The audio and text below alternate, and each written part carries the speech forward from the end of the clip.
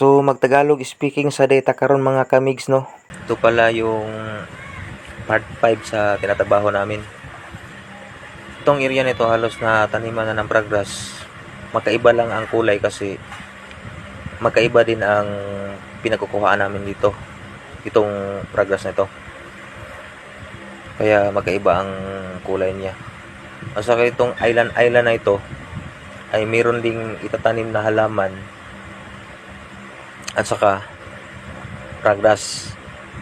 Kaya itong sa gitna nito ay lalagyan ito ng step. Yung sa gitna nitong itong island ito lalagyan ng mga step yan, yung mga apakan at saka progress. At doon sa yung may nabakante, yung sa gilid niyan, yan, yung sa mga Elocaria pine tree, ay mayroon ding mga halaman na itatanim yan.